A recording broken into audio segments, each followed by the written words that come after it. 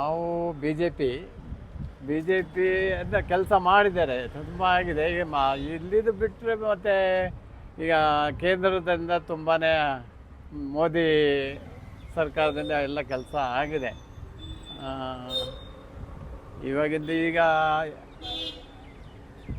ನೋಟಿನ ಬಗ್ಗೆ ಆಗ್ಬೋದು, ಮತ್ತು ರಾಮ ಮಂದಿರ ಆಗ್ಬೋದು, ಸೈನಿಕರಿಗೆ ಒಳ್ಳೆ ಉತ್ತೇಜನ ಕೊಟ್ಟಿದ್ದಾರೆ.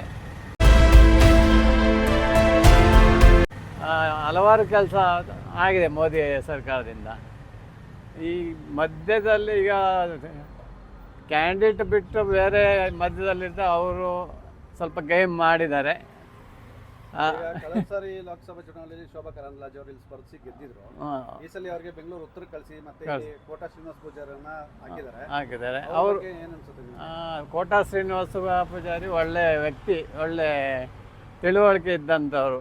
ಜಾಸ್ತಿ ಈ ಶೋಭಾ ಕರಂದ್ಲಾಜೆ ಇಲ್ಲಿಗೆ ಜಾಸ್ತಿ ಇದು ಕೊಡಲಿಲ್ಲ, ಗೆದ್ದಿದ್ದು ಒಂದು ಬಾಕಿ ಈ ಕಡೆ ಬರಲಿಲ್ಲ. ಅದಕ್ಕೋಸ್ಕರ ಸ್ವಲ್ಪ ಇದಾಗಿದೆ, ಜನಗಳಿಗೆ ಸ್ವಲ್ಪ ಉಲ್ಟಾ ಆಗಿದ್ದಾರೆ. ಈಗ ಇವರು ಶ್ರೀನಿವಾಸ ಪೂಜಾರಿಗೆ, ಕೋಟಾ ಶ್ರೀನಿವಾಸ ಪೂಜಾರಿಗೆ ಒಳ್ಳೆ ಬೆಂಬಲ ಇದೆ.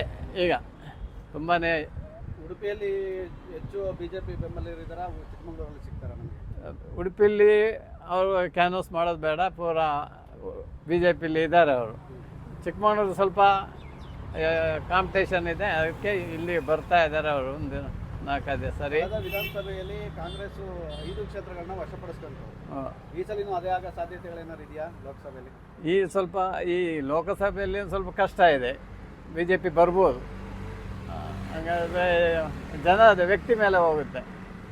ಈ ಕಳೆದ ಬಾರಿ ವಿಧಾನಸೌಧದಲ್ಲಿ ಸ್ವಲ್ಪ ಗೇಮ್ ಆಯಿತು ಅದು, ಹಾಗಾಗಿ ಇದರಲ್ಲಿ ಆಗೋದಿಲ್ಲ. ಹಾಗೆ ಆಗ್ತದೆ ಒಳ್ಳೆ. ಈಗ ಜಯಪ್ರಕಾಶ್ ಹೆಗಡೆ ಅವರು ಕಾಂಗ್ರೆಸ್ಸಿಂದ ಸ್ಪರ್ಧಿಸಿದ್ದಾರೆ, ಅವರು ಇಲ್ಲಿ ಏನಾದರೂ ಒಂದೇ ಸಲ ಆಗಿದ್ರು. ಅವರು ಅಷ್ಟೇ, ಈ ಶೋಭಾ ಕರಂದ್ಲಾಜೆ ಹಾಗೆ ಬರ್ತಾ ಇರಲಿಲ್ಲ, ಅವರು ಬರ್ತಾ ಇರಲಿಲ್ಲ ಇಲ್ಲಿ ಅಷ್ಟೇ, ಹೋಗ್ತಾ ಇದ್ರು ಅಷ್ಟೇ ಅವರು. ಈ ಸತಿ ಆಗೋದಿಲ್ಲ.